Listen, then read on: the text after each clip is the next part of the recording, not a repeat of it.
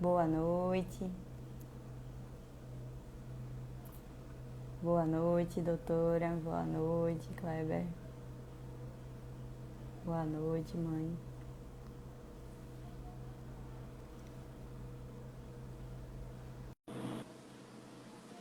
Boa noite, Kalina.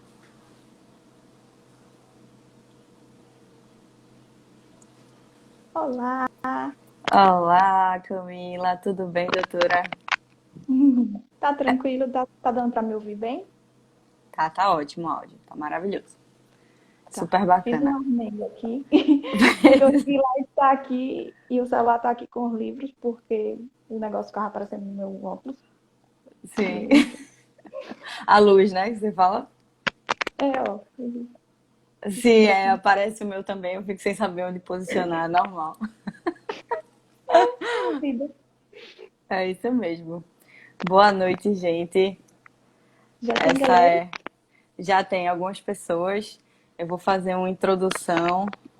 Oi, Estevam, boa noite. Boa noite, Joaquim. Vou fazer uma pequena introdução aqui nessa noite. Vamos para a nossa segunda live. E essa live, ela tem um tema muito bacana que também vai para o nosso canal do podcast que chama Lombar Forte. E aí esse canal ele Legal. tem como objetivo que a gente discuta algumas informações, né, sobre a dor lombar, para que as pessoas que têm dor lombar elas possam receber uma informação de qualidade para ter uma melhor qualidade de vida através da educação, né? Então, hoje vamos falar sobre emoções e a dor lombar, não é verdade? Com a doutora Camila.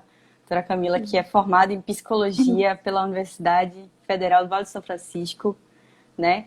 Que tem sua especialização em bioenergética, na verdade, e que trabalha com comportamento e o corpo, movimentos corporais, né? Isso, doutora? Isso, a área que eu trabalho é a psicologia corporal, Isso, né? E aí, joia. Eu sendo queria mais que você falasse específico, um pouquinho, Camila, de você para o pessoal, quem é você e como é que você trabalha, como é na sua área que você atua clinicamente. ok. Boa noite a todos. Né, como já foi apresentada aí por Carol, meu nome é Camila Diniz, sou psicóloga clínica, né, tenho especialidade em psicologia clínica com foco em análise bioenergética, que é uma das abordagens dentro da psicologia corporal. E aí, na psicologia corporal, a gente vai estar olhando o ser humano como um todo, né, não só a mente ali desconexa do corpo, mas pelo contrário, a gente vai estar unindo essas duas coisas, porque o que está passando aqui pela nossa mente, de alguma forma, também vai estar passando pelo nosso corpo e vice-versa. Né? Uma coisa É, influencia na outra. E aí a gente vai ter esse olhar integral do indivíduo. entendi. Resumidinho é isso. Certo. Essa questão da bioenergética é algo que me chamou muita atenção quando a gente estava conversando, né? Sobre as práticas terapêuticas na clínica, né? O que a gente faz dentro da clínica. Eu queria que você falasse um pouquinho mais especificamente sobre a bioenergética, sobre esse método que você utiliza na sua prática. Ok. A bioenergética ela foi criada por Alexander Lowen. Ele era um médico americano. E ela tem a base analítica da psicanálise.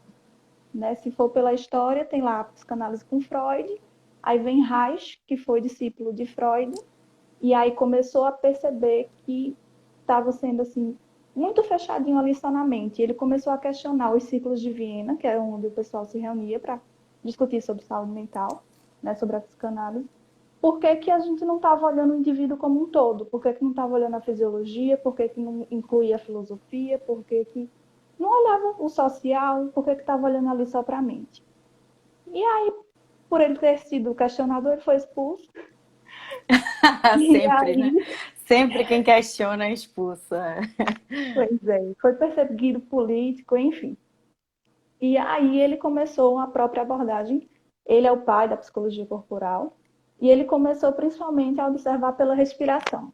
Ele começou a perceber que com a respiração, Respiração. aprofundar a respiração trazia as emoções, trazia à tona muita coisa. Né? E aí Lowen foi discípulo, se cuidou, né? Foi analisado por Reich. foi incentivado a fazer medicina, foi fazer medicina para poder se tornar analista também. E aí, Lowen, junto com outro colega dele, chamado Pierre Rapis, construíram o que a gente chama hoje de análise bioenergética, que vai ser essa estrutura que tem a parte analítica, mas que tem a parte corporal também. Foi ele que estruturou os exercícios, tudo bonitinho que a gente vai analisar.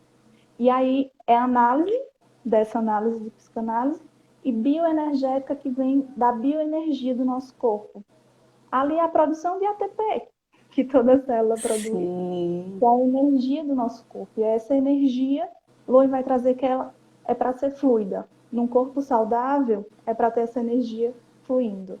E aí, quando ele não está saudável, acontece alguma tensão na musculatura, que é essa energia que fica ali parada, porque não está sendo elaborada, né? E aí causa essa tensão, e aí vai causar dores, vai causar, né, um incômodo, um enrijecimento no corpo. Entendi. Muito interessante esse foco, né?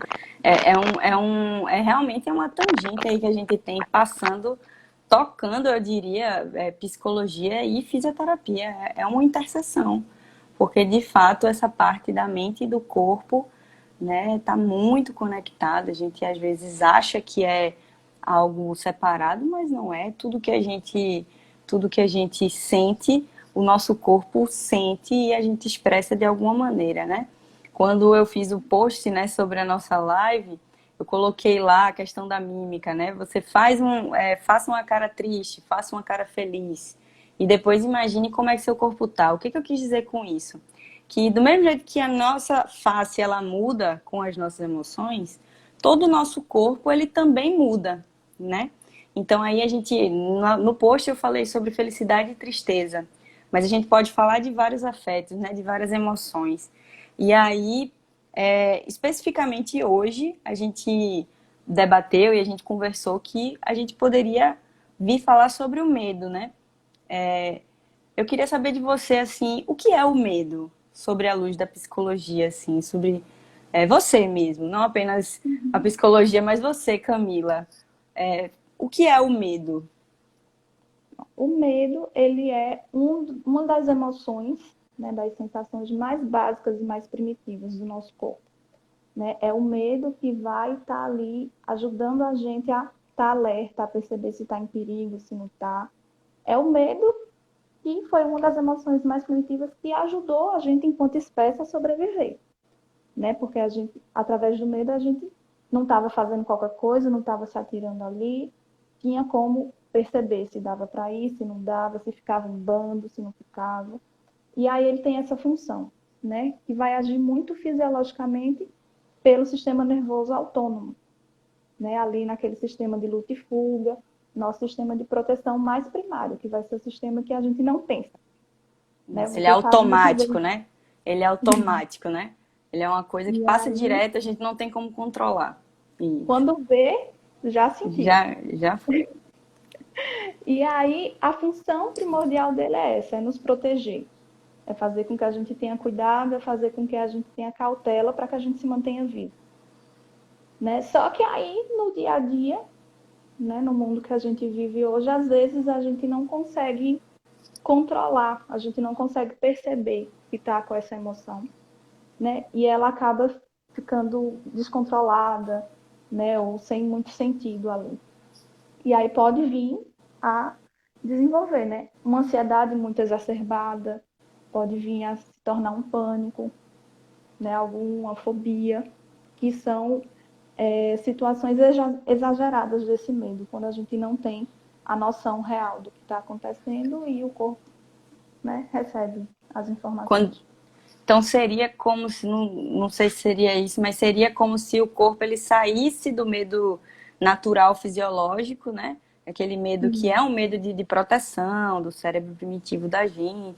E aí ele passasse para um medo patológico, né? Um medo Exato. que é algo que está desregulado, né? Do mesmo jeito que a gente leva uma topada e sente dor, né, no dedo e tal, a gente pode ter machucados emocionais e aí o medo, que é algo que seria natural, ele fica exacerbado.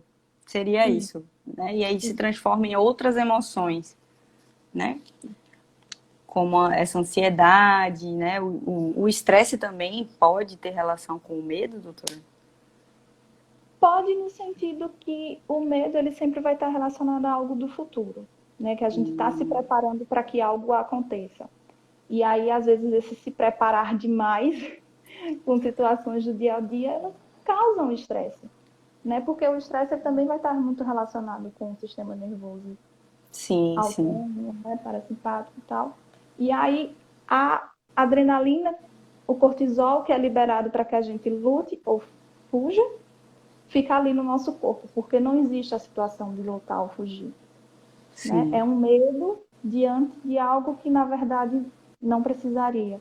Então, eu fico com aquela carga no corpo, e aí a gente vai falar de carga energética, dessa energia que eu trouxe para eu conseguir ou lutar ou fugir, mas que eu não descarreguei. E aí isso gera tensão no corpo, isso gera o estresse. entendi. É, você falou aí de um ponto bem legal que foi ou luta ou foge. Que o medo ele pode desencadear isso, ou luta ou foge. O que é isso? Ou luta ou foge? O que é isso? Isso é um instinto? Como é? Na visão É da psicologia, assim, da sua o visão. nosso instinto mais primitivo, sim, de proteção enquanto vida mesmo, que eu preciso correr, porque eu estou correndo perigo real, e da nossa espécie. Então, é o sistema que a gente falou no começo, do sistema autônomo, porque é o mais antigo, é o que a gente não vai pensar. É aquilo que, do nada, eu vou ter uma descarga de adrenalina, uma descarga de cortisol, para que eu corra. Né? Quantas pessoas nos já disseram, ali, na hora do assalto, na hora de uma situação, eu tive uma força que eu não tenho.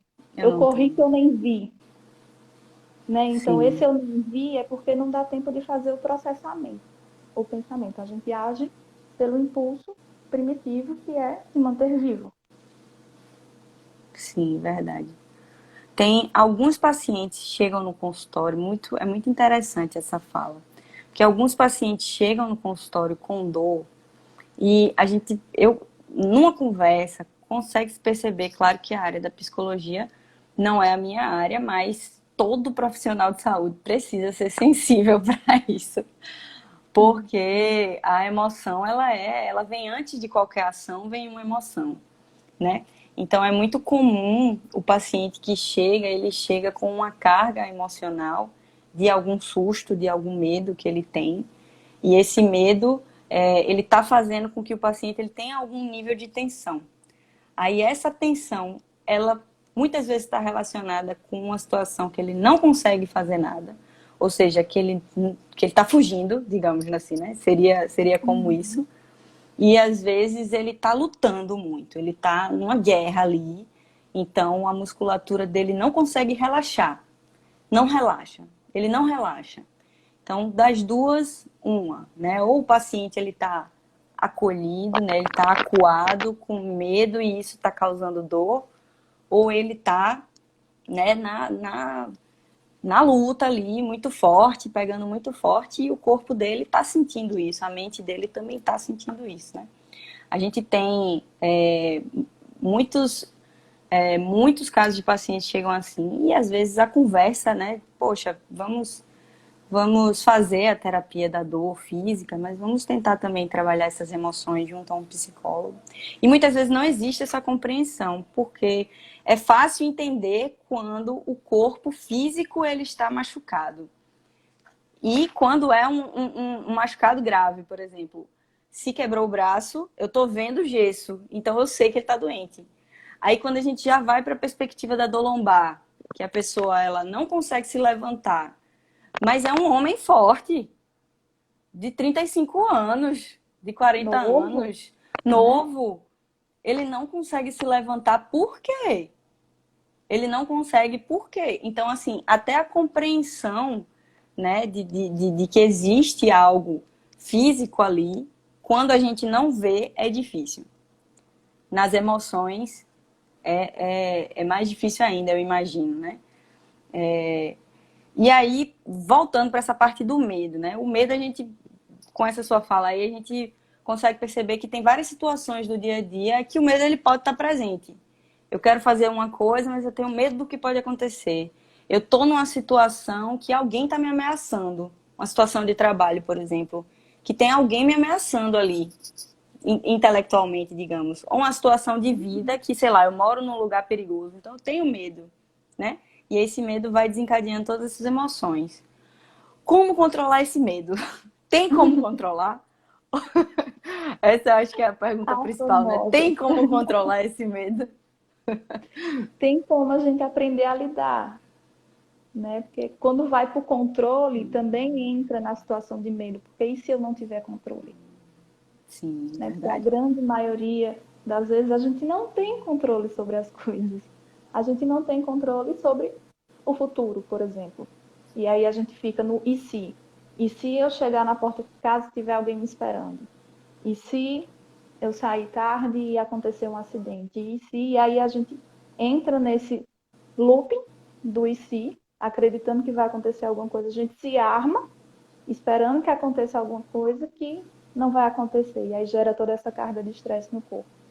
Então, é aprender primeiro, eu diria, a reconhecer quando vem o sentimento de medo. A entender os sinais do nosso corpo, como você disse bem no começo. Nosso corpo, ele vai dar os sinais da emoção, não é só a nossa expressão facial. Né? Então, o medo, como ele vem com toda essa questão do sistema nervoso, autônomo, ele vai fazer o quê?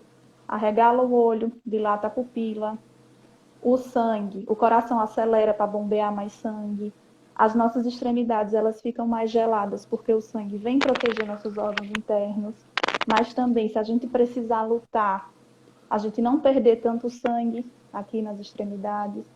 Então são mecanismos que a gente pode aprender a perceber. E aí ao se perceber com medo, vai fazer o que a gente chama na psicologia que é de se autorregular. Fazer, não, peraí. Por que? E aí faz aquela conversa interna. Eu tô com medo, certo? Mas eu tô com medo por quê? Esse medo é real? Eu realmente estou passando por alguma situação que eu preciso pedir ajuda? Né? Porque aí a gente vai tentar perceber o que é que vai. Se eu preciso pedir ajuda, então eu vou buscar ajuda. Não vou enfrentar aquela situação sozinha. Né? E aí ir conhecendo. A partir do momento que a gente sabe reconhecer e sabe o que funciona para a gente tem como se regular, se acalmar e aí decidir o que vai ser feito. Entendi. Então, o primeiro passo de todos seria a autoconsciência. Isso, Você se compreender, né? isso. Isso daí, muito bom, muito legal isso. Mas e quando a pessoa não consegue se compreender, o que ela faz? Tem que buscar ajuda. Tem que buscar ajuda. Muito bom. E aí ela tem que ir para o psicólogo para ele ajudar, né? É Isso. E uma, buscar um... ajuda também no. Desculpa. Não, pode falar. Fala. Buscar ajuda, assim, tenta conversar com alguém, ó, fulano, eu tô sentindo isso, tô tendo esses pensamentos assim, isso acontece contigo também, como é?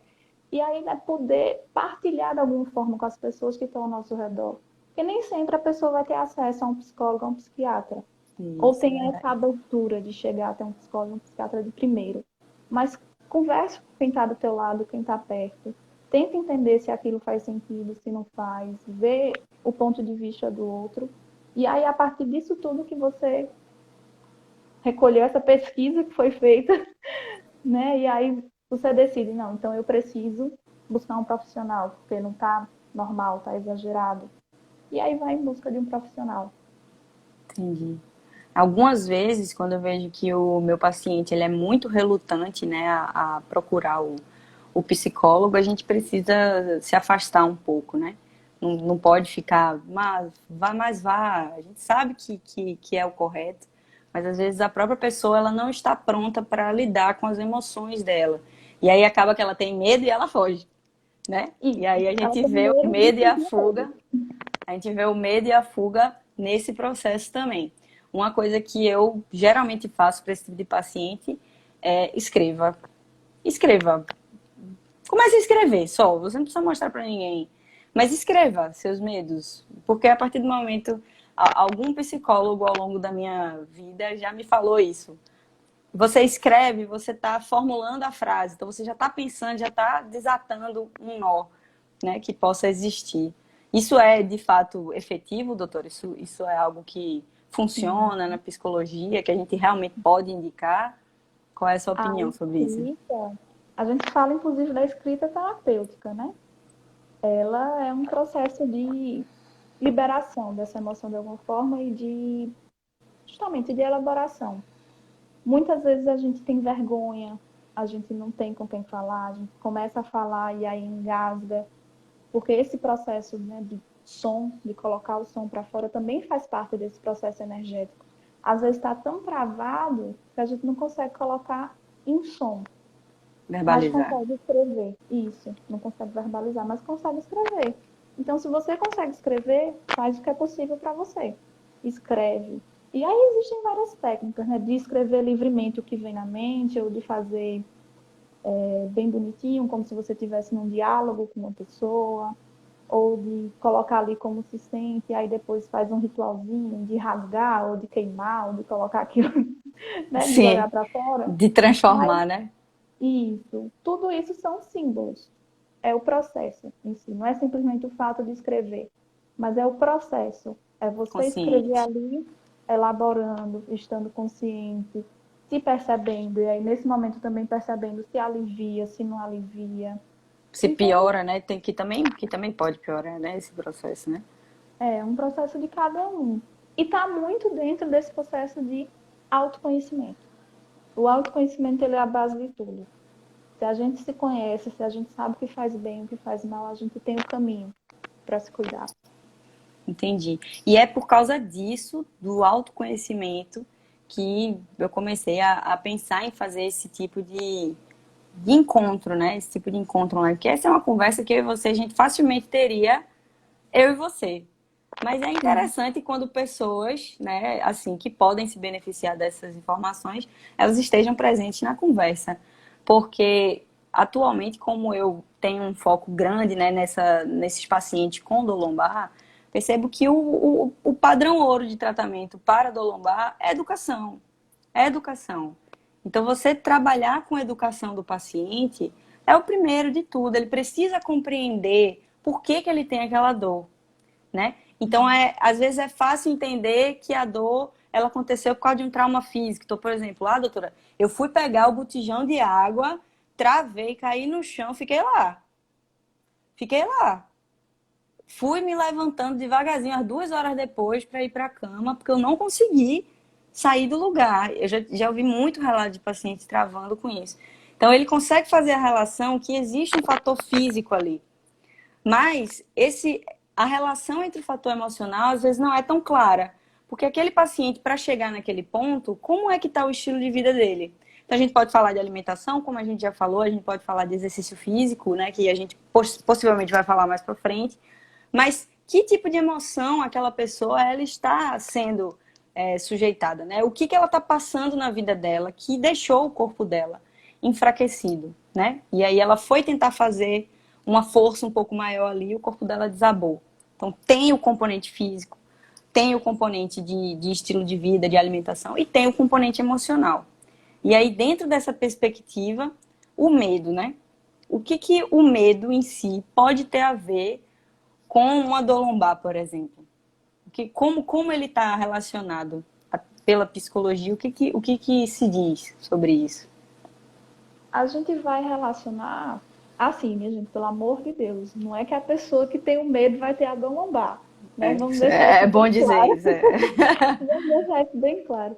Mas que às vezes, como você mesmo está trazendo, é importante a gente olhar o indivíduo como um todo e observar todos os fatores. Muitas vezes, a pessoa que vive com esse medo crônico, né, e nesse estado de alerta, ela vai ter o quê? Ela vai ter aquela região ali um pouco mais tensionada. Por quê? A região da lombar, como você mesmo sabe maravilhosamente, é uma região de estrutura de sustentação. É o que Sustentação. sustenta a gente, né? O que coloca a gente em pé. É o que dá a base para a gente poder avançar, né? E aí, se for para a simbologia, é o que dá a base para a gente fazer o que a gente precisa fazer. é o que dá a sustentação para a gente estar em pé e fazer o que a gente precisa fazer. E aí, muitas vezes, a gente tem o sentimento de medo de enfrentar isso, de enfrentar a vida, de enfrentar o que eu preciso fazer. E se eu não for suficiente? E se eu não der conta? Né? E vem todos esses questionamentos e os e se's, né, do futuro. Sim. E aí, se essa emoção, se esse sentimento ele não é elaborado, porque não existe problema nenhum em você sentir ele, em você se questionar e você ter medo. A questão é quando você não consegue elaborar isso, quando você não entende, não tem a autoconsciência do que está acontecendo no seu corpo. E aí aquela energia que vai estar relacionada com o pensamento no corpo, que é a bioenergia que a gente falou que ela vai estar sendo fluida, ela vai estagnar em algum local e vai gerar aquela tensão. Né? Então, na grande maioria das vezes vai ser uma tensão maior, ocular, porque é aquela pessoa que tem cara de assustada, e pode ir sim para a lombar, justamente Eu tenho cara de relacionada a isso. assustado. Que tem justamente essa função de estrutura. E aí, se a minha estrutura está paralisada, eu tenho uma desculpa do porquê eu não enfrentei. É como se fosse uma desculpa que a gente arruma, né? E aí a energia fica ali, então se a energia está ali, se está tensionado, eu não fui porque não deu. Não é porque eu não tive coragem. Porque é muito mais difícil a gente assumir que não teve coragem. É mais fácil a gente dizer que foi porque eu estava com dor. E às vezes essa dor, ela Sim. é real no corpo, Sim, ela é né? Mas real, ela existe. Não ela é que é ela, não causada. é que seja dengue, não é dengue E não, ela existe, ela é real. ela existe. E aí ela vai aproveitar uma estrutura que às vezes já está mais frágil, e uma coisa vai desencadeando a outra. E enfim, são muitos processos.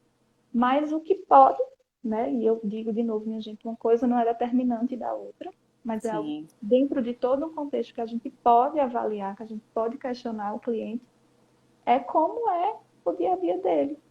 Se ele enfrenta esses questionamentos, né? Se ele é cobrado por isso, né? E aí existe muita cobrança da pessoa de que tem que dar conta, que sempre tem alguém ali esperando.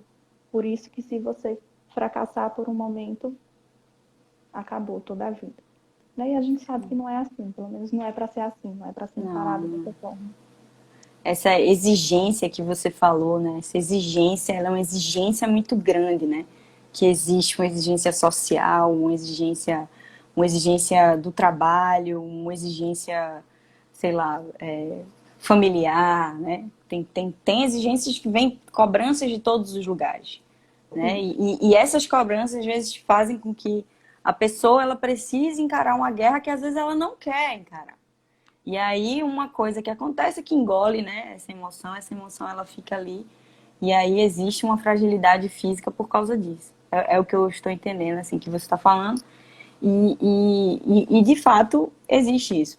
Por exemplo, hoje a perspectiva do modelo biopsicossocial da dor é uma perspectiva que ela é, né, não dá para encarar mais a dor do ponto físico só, toma um remédio, acabou. Não dá, porque o ser humano ele não é só aquilo, ele não é só anatomia física, né? Ele tem a cognição. Então a neurociência hoje ela está muito avançada em estudos relacionados à dor, né? À dor. Então uma pessoa que ela tem medo, ela geralmente vai ter medo e esse medo ele vai se retroalimentar com a dor. Então digamos assim, eu tenho uma dor lombar, certo? E talvez o medo, o estresse, né, tenha contribuído para isso, certo? Tenho muita demanda de trabalho e não controlo esse trabalho, né? A demanda está muito alta, eu não controlo ele. Então, eu fico sempre em débito ali e isso me estressa. E aí o estresse ele se acumula no corpo. E aí quando o estresse se acumula no corpo, você tem dor. Aí você começa a se sentir frágil. Aí você começa a ter mais medo. Aí o medo, ele faz com que você faça menos movimento. Aí você já não faz uma atividade física, porque você tem medo que você vá machucar mais. Aí você fica mais fraco. E aí o medo ele vai retroalimentar esse ciclo, né? Esse ciclo da dor, emoção, dor. E aí o paciente chega no consultório que ele tem medo de movimento. Então, às vezes existe um bloqueio físico, de fato, e esse bloqueio físico é retirado, né? Ele chega na maca, eu vou lá na maca, converso com ele primeiro, entendo a questão, vejo se tem algum bloqueio, libero o bloqueio, o paciente já está melhor, reduziu o quadro álgico. Geralmente, quando o paciente chega num quadro álgico de 3, quem tem de 0 a 10, digamos, que 10 é uma dor muito alta e 0 nenhuma, paciente que chega com um quadro álgico de 3, da dor lombar crônica, é algo que é comum de encontrar. Mas esse paciente, ele pode resolver esse 3 para 0 com atividade física. E às vezes o paciente ele não quer fazer porque ele está com medo. Ele está com medo do movimento.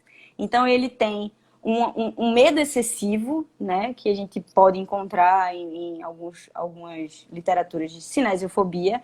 É um termo que ele tem várias definições, mas simplificando seria cinesiofobia, um medo, né, uma sensação exacerbada diante de um movimento que às vezes o paciente já está pronto, mas ele tem tanto medo que ele não consegue fazer. E aí ele vive hipervigilante. Então ele está sempre, né, vigilante, ele está sempre cuidadoso.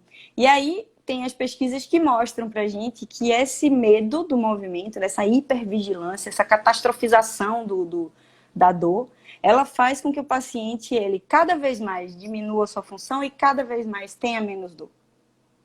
Então, no ambiente de consultório, na fisioterapia, o que a gente faz depois que se retiram os bloqueios é expor esse paciente a situações de medo. Então, se o paciente ele tem medo, por exemplo, de ficar de cócoras, eu não consigo ficar de cócoras. Então, primeiramente, no consultório ele é exposto a isso.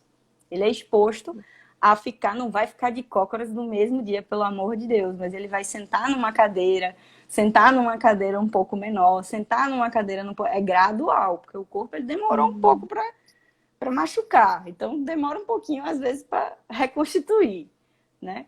E aí a gente, não é? E aí a gente expõe ele dentro de um ambiente de consultório e depois ele precisa ser exposto também sozinho, para dar autonomia para ele. Perfeito. Aí eu queria saber, assim, a bioenergética, ela fala sobre isso? Ela também está nessa mesma linha? Que isso é o que a gente faz na fisioterapia, na reabilitação. Como que a bioenergética olha para isso? Perfeito, é isso mesmo. Não só a bioenergética, né? Mas dentro da psicologia como um geral, a gente vai chamar de terapia de exposição. Né? A gente vê muito isso, tratamento para as fobias, que é o medo real, né? Exagerado ali de uma situação. E aí, é justamente, a gente mostra uma foto, depois vem o bichinho de pelúcia, depois vem o bicho de longe, e aí você vai expondo a pessoa ali, aquelas situações, para ela ir se autorregulando e ir atualizando o sentimento dela, como ela reage diante daquela situação. Então, da mesma forma que você treina o corpo, você treina também as suas reações na sua mente. Né? E aí a gente vai dar esse treinamento. E nada como um espaço que a pessoa se sente segura, com um profissional de confiança, para que ela possa ter esse treinamento. E aí ela tendo esse treinamento primeiro com a gente, se sentindo segura, ela vai conseguir fazer fora. E aí cada vez que conseguir fazer fora, poder ter essa consciência de se reconhecer. E aí a cada momento que você reconhece o avanço, você atualiza. E aí vai atualizando e vai conseguindo melhorar. E aí dentro da bioenergética mesmo, agora mais especificamente, como a gente trabalha com posições corporais, com exercícios, a gente vai trabalhar principalmente os exercícios de ground, que são os exercícios de aterramento que a gente usa para que a pessoa se sinta mais segura, para que ela venha para o presente, venha para o aqui e agora. Os exercícios de respiração, para que ela tenha consciência corporal. Né? Os exercícios que trabalham ali o quadril, a pelvis, que você sabe, né? Que mobiliza bem a região ali da lombar e vai conseguir dar uma certa... alívio mesmo. Vai alívio, vai melhorar com o movimento. Massagem, também uma automassagem, e ir reconhecendo o seu corpo e reconhecendo seus limites. E ir percebendo que os limites, eles mudam a cada dia. Também nesse sentido, que o corpo, ele muda. E aí, tendo consciência corporal, você tem consciência de que já existe um outro espaço para um outro movimento. Né? Porque essa pessoa que você traz, que ela tem medo de fazer um movimento, ela está presa no corpo dela anterior, no corpo que está lesionado. Ela não está consciente do corpo que já está mais curado, que já está, né, com a potência real de trabalhar, de andar, de fazer o que ela conseguia fazer. Isso é muito interessante, isso que você falou. Essa perspectiva, né? Do corpo estar ali ainda. Eu ainda acho que eu estou doente. Claro que aqui a gente tem que fazer uma separação da pessoa que ela está pronta, Isso. né? Do jeito que você falou. Porque também não vai pegar aquela pessoa que está com uma dor aguda na lombar e vai colocar. Ela vai assistir um vídeo no YouTube, né? Que fala, faça isso, aquele movimento de estica a coluna para trás. Ela vai acabar Pelo com a amor de coluna Deus. dela. Aquele exercício é o pior que existe, entende? Então é muito perigoso também algumas informações que a gente tem hoje, que aí a pessoa vai lá e faz logo. Não, tem que ter exatamente essa distinção. O corpo, ele passa de um estado para o outro, depois para o outro, depois para o outro. É uma evolução. E aí eu acho que você colocou muito bem essa questão de, a partir do momento que o corpo está pronto para uma etapa, né? Ele já está pronto ali, ele já pode avançar e ele pode ir se despedindo, né? Daquela situação, né? Daquela outra perspectiva que ele tinha. Então, a educação, né? A educação do movimento e esses exercícios, né? Cognitivos mesmo. Porque a bioenergética, pelo que você está me falando, é cognição. A gente está trabalhando a cabeça do paciente, você trabalha a cabeça do seu paciente através das emoções, linkando com o movimento, é fantástico. Isso daí é fantástico, porque a consciência do paciente volta para a educação, volta para a consciência, né? Então, tudo gira em torno dessa educação, né? E o que você falou aí sobre a pelve, né? A pelve e a lombar têm uma conexão anatômica que é sempre um triângulo. Se a lombar tá ruim, depois o quadril ele vai ficar, depois o sacro ele pode reclamar e vice-versa. Esse triângulo ele sempre tá linkado, sempre. Então, se tem um problema no sacro, o cóccix ali, vai subir para a lombar, vai afetar o quadril e vice-versa. Então, você tem que trabalhar essa região. E aí, eu queria saber, assim, como que funciona uma sessão de bioenergética? Como é? O paciente meu, digamos assim, eu ligo para você e faço, Camila, tem um paciente meu que mora aí em Caruaru, veio em mim, já está todo destravadinho, ele pode mexer, mas tem que mexer com cautela e eu tô vendo que as emoções dele não estão legais. Aí, como que você conduziria, assim? Claro que nada antiético. Eu quero Sim. superficialmente como é que você conduziria. Bom, eu vou ter esse olhar para o corpo da pessoa, né? A pessoa vai chegar, vai trazer a situação, tarará, digamos que durante a sessão ela fale do medo. E aí eu vou puxando, e aí eu vou trazer primeiro, eu tenho que saber se essa pessoa tem consciência corporal. Então, a primeira Importante. coisa que eu vou fazer com ela sempre vai ser, no mínimo, um exercício de respiração e um exercício de consciência corporal. Se eu vejo que ela tem algum nível de consciência que ela consegue perceber, eu pergunto, como é que está o teu corpo? Você sente alguma tensão no seu corpo? E aí a pessoa vai me dizer, se ela me trouxer que sente uma tensão na lombar, aí a gente vai trabalhar a lombar. E aí vai trabalhar a partir desses exercícios que eu falei, os exercícios de ground, que são muitos, mas dentre eles são, basicamente você ter contato com o chão, de preferência com os pés. Pode Ground, ser né? feito Tipo, isso, chão, certo. que é trazer para o chão, é enraizar, é aterrar. No popular ser a pessoa pé no chão. A pessoa Pé pé no no chão é chão. aquela pessoa que está centrada, que está tranquilo, que não está muito avoada no futuro. Aqui em Recife a gente fala, tô ligado nas coisas. Isso. Tipo isso, aquela pessoa que está ligada, mas que está ligada aqui, ó, nela. Ela está ligada nela, ela não está ligada fora. Sim, Ela está centrada. centrada nela. Né? Porque como a gente vive num mundo que é muito racional, muito cognitivo e que exige muito daqui, a gente passa o dia sentado. Um corpo que você Muitas sabe inclusive, pessoas. que precisa de movimento. Nosso corpo ele foi feito para se movimentar, ele não foi feito para passar 8, 10, 12 horas sentado. Então, Perfeito, amém. Oremos.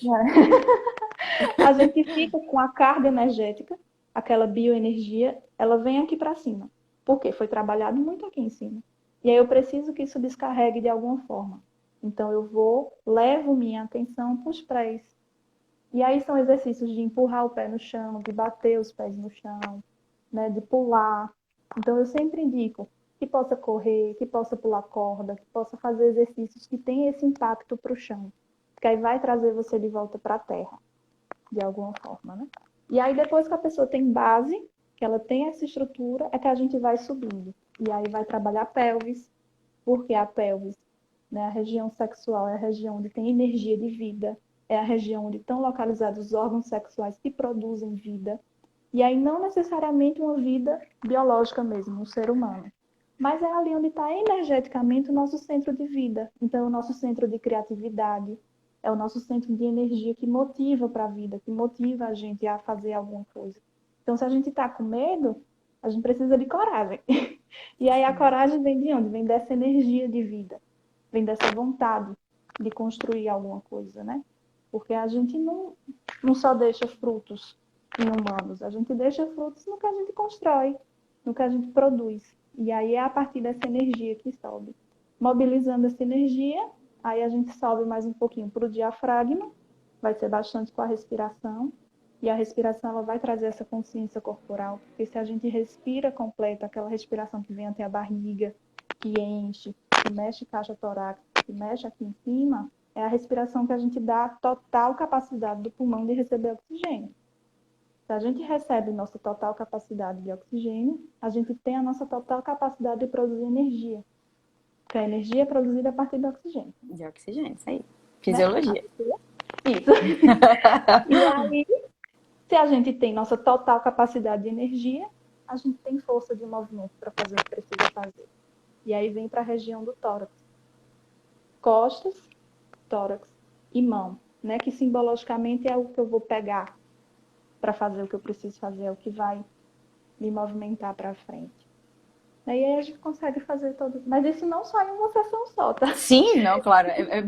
Era isso que eu ia puxar agora. Porque às vezes a gente tá tudo tão prático na internet hoje em dia, né?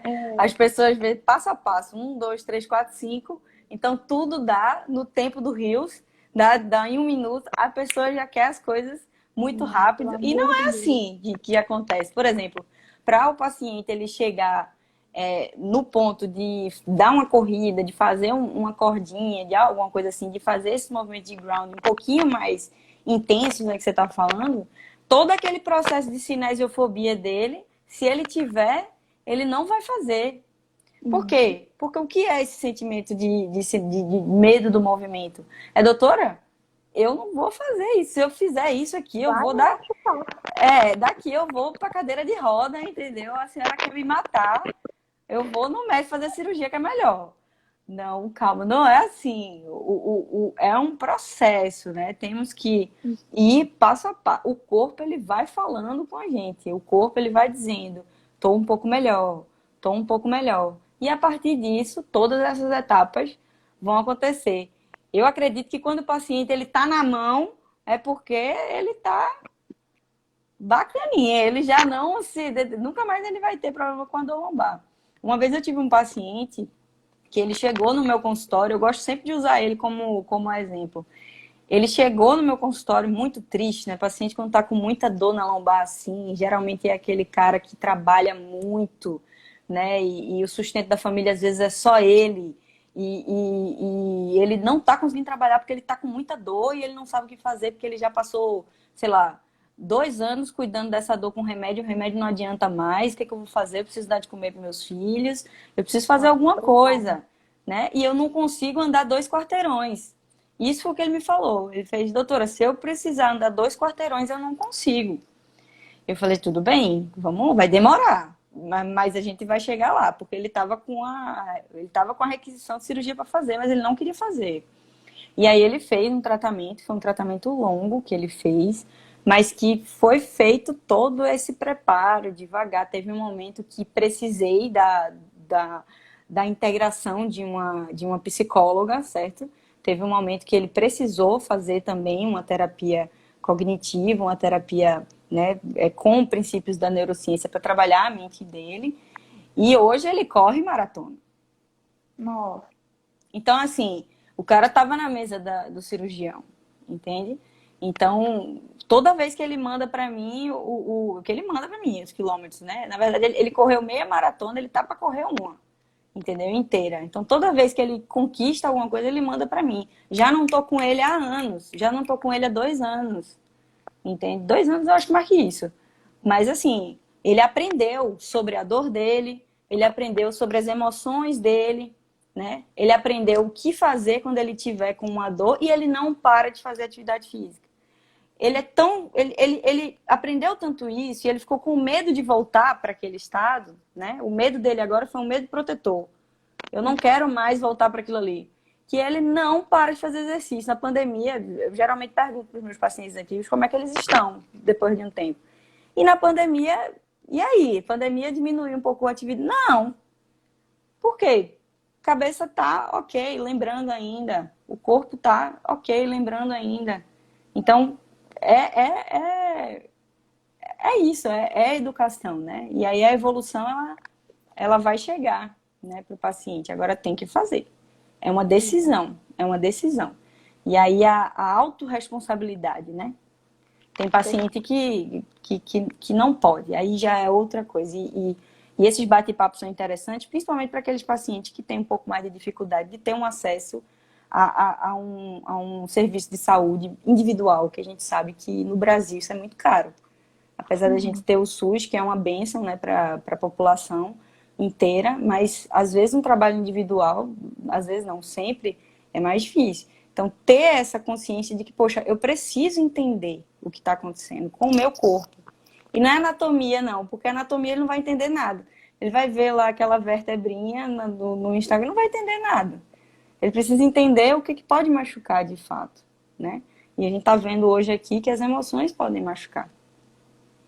Não é verdade? Não conhecer as emoções, né? Não ter consciência Isso, das exatamente. emoções, porque elas têm a função, né? O medo tem uma função primordial, manter a gente vivo. Ele é útil, né? Ele não existe por nada. Que é o que Muito. aconteceu no caso dele. Ele transformou o medo dele, né? Do medo de andar para o medo de voltar para aquela situação. O medo Muito legal. protetivo. Então, no Muito lugar de bacana. voltar, se cuida, né? Joia demais. Doutora, eu vou pedir que a senhora faça um. A senhora é ótimo, né? Não, o Desculpa. doutor e senhora tá ótimo. Não, doutora, eu sempre chamo de doutora, mas a senhora foi demais mesmo. Eu vou pedir que você faça, Camila, para o pessoal um exercício. Ou então dê uma dica baseada nesses princípios da bioenergética que você tem. Para quem está assistindo a live, que tem dor lombar, ou então que conhece alguém que tem dor lombar, para aprender e ensinar para essa pessoa, certo? Eu queria que você desse essa dica para a gente. Eu vou manter o que eu já falei antes, né? O principal, aprender a ter consciência corporal, né? Então, trabalhar mais a respiração. Muitas vezes, as pessoas que são, né? Porque aí é um combo, ela não só sente medo, ela provavelmente sente muita ansiedade, ela provavelmente tá triste, e aí toda essa situação junto, e o medo também faz isso, o sistema nervoso autônomo também faz isso para que a gente consiga fugir, prende um pouco a respiração. E aí deixa aquela respiração superficial, aquela respiração que é só aqui no peito, para que a gente tenha o mínimo possível para sobreviver. Eu não preciso gastar energia puxando o ar para dentro de mim se eu preciso correr. Né? Então, o corpo, ele entende assim, o nosso corpo ele ainda é muito primitivo lá, a estrutura. A gente evoluiu, mas a estrutura mental aqui, cérebro ainda é primitivo. Tá igual o pessoal lá de trás. E aí, o que é que a gente faz? A gente ensina o nosso corpo. Você falou tanto de ensino aqui, né? E a gente tem como ensinar o nosso corpo. A gente dá os sinais para ele. Né? Então, se a gente está ali com a hiperventilação, com a respiração só aqui em cima, rápida e curta, porque está com medo, porque está ansioso, a gente pode ensinar primeiro ao nosso corpo a dizer que está tudo bem. E a gente ensina isso respirando, com calma. E aí, pode ser um exercício de meditação, pode ser somente a respiração mesmo. Você conta 1, 2, 3, 4. Aí solta 1, 2, 3, 4. E vai fazendo esse exercício para que a respiração ela fique realmente ampliada, para que você tenha realmente a total capacidade de oxigênio e, consequentemente, de energia no seu corpo. né? Para mim, isso é o básico, o principal. Depois disso, e associada a essa respiração, você poder ter esse contato maior com o chão. E aí não é simplesmente botar o pé no chão, né, gente? Não é simplesmente ficar em pé. É levar a consciência, é levar a intenção, né? Sair daquele monte de pensamento que fica aqui em cima, aquela nuvem, e leva a sua atenção para os pés. Percebe se o chão está frio, percebe se o chão está quente, se você toca o chão completamente com o pé todo, faz uma garrinha com os dedos, como se fosse afundar no chão, vai experimentando. E isso é a consciência, né? Você ir percebendo como é que seu pé toca no chão. E uma coisa que a gente traz muito da respiração bioenergética é aquela respiração que a gente puxa o ar e solta o ar pela boca com som. Então, é aquela respiração que a gente... Legal. Como se fosse um Vamos fazer de suspiro. novo, vamos fazer de novo. Vamos fazer de novo. Vai. Puxa bastante, vai.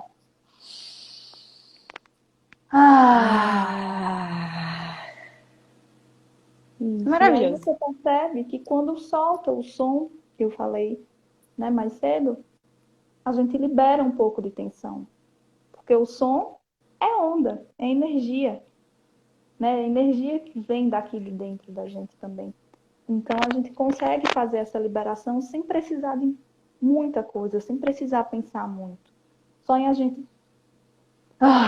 E a gente faz isso automático. É o famoso suspiro. Né? Quando a gente tá cansado, esgotado pra caramba, a gente fica... Ai, meu Deus. Ai, que dia cansado. Ai. O corpo da gente é sábio. Ele faz isso automaticamente. É a gente aprender a usar isso com sabedoria, usar com frequência, inclusive. E todos os dias. Então, eu diria que a respiração e o ground, estar mais atento, assim, né, pela respiração, estar mais presente aqui e não no futuro ou no passado, é a base, é o primordial. Joia, muito, muito bom, doutora. Muito bom mesmo. Eu acho que tanto essa parte da conexão com a terra, né, com os pés, é você, tipo assim, eu tô só no campo das ideias, eu tô só na minha nuvem ali, e aí o medo tá me consumindo demais. E aí você pisa no chão, sente, eu tô aqui agora, você respira, isso traz presença também. E aí dentro, e aí dentro, só para fechar, e aí dentro desse exercício, o que que acontece? Se você tem, digamos, muito paciente está comigo, né? Ele está naquela fase de eu sei que eu tenho que mexer, mas eu tenho muito medo. Poxa, você vai deixar de fazer? Não, você vai fazer, mas você vai observar o que você está fazendo. E aí, se você observa o que você está fazendo, você consegue entender até onde você pode ir devagar. E depois você avança um pouco mais. E depois você avança, mas você tem que estar presente. Então, eu acho que esse ground, né, da bioenergética que você trouxe, esse aterramento, né, essa percepção da realidade com o corpo, com a respiração, ela realmente está dentro desse contexto. Então, o paciente que tem dor lombar, ele precisa se observar, eu faço o que me dá dor e por que essa dor ela está tão constante assim, né? E aí, percebendo, se eu fizer devagar, o que acontece? Tá? De qualquer maneira eu sinto dor, tem que precisar de ajuda. Precisei de dor, já fui, já tive ajuda. E agora? A doutora me mandou fazer, mas eu não vou fazer, eu tô com medo. Aterra primeiro. Volta a consciência. E faz devagarzinho. Porque se você não fizer devagarzinho, seu corpo ele não vai evoluir, ele vai evoluir. Então, muito bacana esse exercício que você passou. E a respiração tem uma outra questão, só para fechar essa ideia. Né, e a gente finalizar a live de hoje, que está chegando no final. Existem conexões mecânicas entre a parte daqui de cima da nuca e a lombar, que são as meninges, né? Então, se vocês quiserem entender como essa relação existe, vocês podem deitar, todos podem deitar e respirar. À medida que a gente respira, tanto a nossa cabeça movimenta de leve, quanto a lombar também.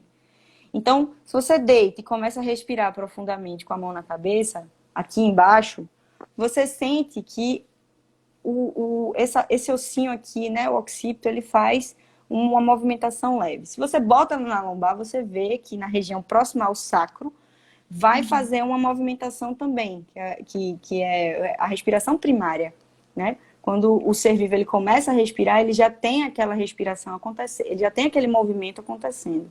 Então, só de você trabalhar a respiração, você está trabalhando a sua coluna inteira.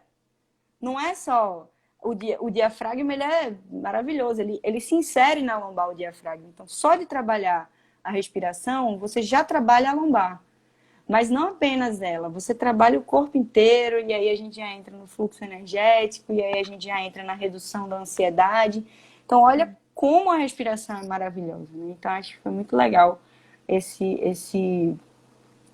dica que você deu da respiração também. Então, para fechar, doutora, eu vou querer que a senhora fale assim, senhora de novo, você fale,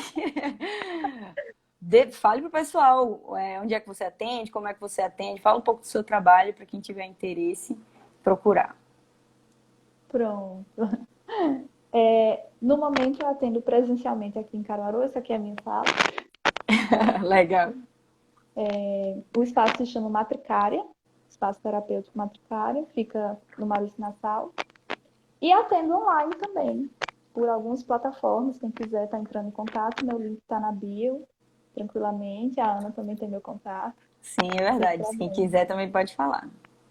E a linha de trabalho é essa, a gente vai fazer o trabalho que a psicologia faz, que é cognitivo, que é do pensamento, que é da mente, mas junto com o seu corpo, né? Você passando a ter consciência do seu corpo, de quem você é. E uma das coisas que a neurociência fala, e eu gosto bastante de estudar a neurociência, é que as sensações, as neuropercepções, né? As sensações que a gente tem, o contato que a gente tem com o mundo é através do nosso corpo.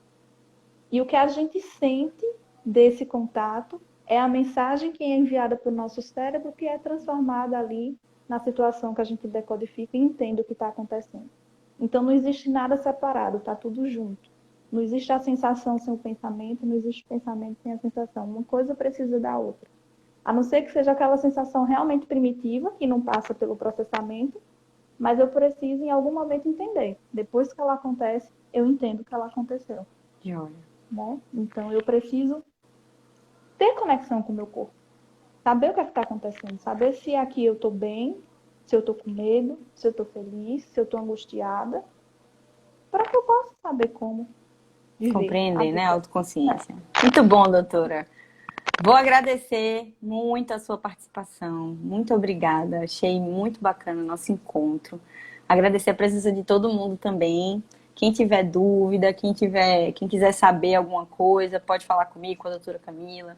Se alguém quiser sugerir algum tema também, a gente também acolhe isso, certo? E é isso. Muito obrigada. Boa noite a todos. Uma ótima sexta-feira amanhã e um ótimo fim de quinta-feira hoje. E é isso. Beijo para todo mundo. Até semana que vem. Obrigada, Camila. Te agradeço demais pelo convite, tá? Tá, joia. Beijinho.